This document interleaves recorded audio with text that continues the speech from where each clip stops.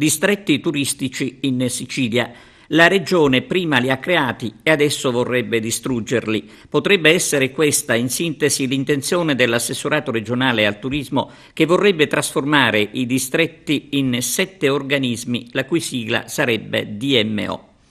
A contestare l'iniziativa della Regione è il coordinamento dei distretti turistici siciliani, tra i quali il Valle dei Templi di Agrigento.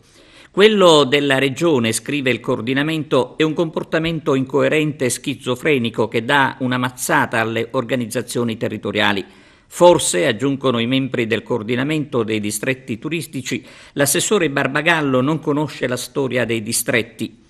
Era il 2005 quando la Regione con una legge specifica dispose la creazione dei distretti. L'assessore, sostiene ancora il coordinamento, riconosca gli errori e si adoperi per evitare che il turismo in Sicilia torni al Medioevo.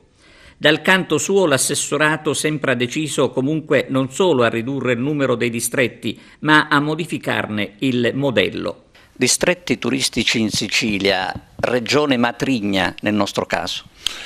Certamente, perché la regione che ha strutturato la nuova legge 10/2005, ossia di riforma del turismo, azzerando le APIT e le AST e costituendo i distretti turistici come nuova governance del territorio, ha realizzato nel 2005 la legge, nel 2012 ha emanato la prima circolare applicativa della stessa, ha riconosciuto nel 2013 i primi distretti, dopodiché ha fatto un bando, dando 60 giorni di tempo che si è concluso ora di recente. Ora ha impiegato quasi 10 anni per applicare la normativa che aveva deliberato nel 2005 e oggi dichiara di essere un fallimento. Ma di chi è la paternità del distretto? È della regione stesso.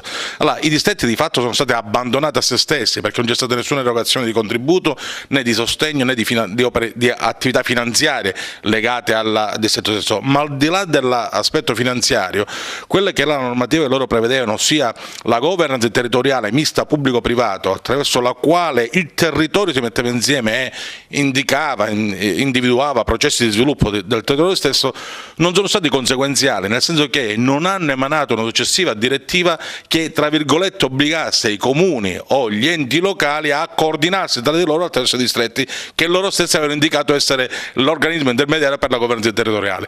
Per cui oggi che l'assessore regionale va a dichiarare che sono un fallimento, fa un autogol, quindi dichiara un fallimento della propria attività amministrativa e organizzativa dell'assessorato stesso, perché dall'emanazione della circolare e dalla emanazione del primo bando non c'è stata nessuna assistenza ai distretti, nessuna vigilanza, nessun controllo, nessun intervento di aggiustamento o di indirizzo, per cui cosa si può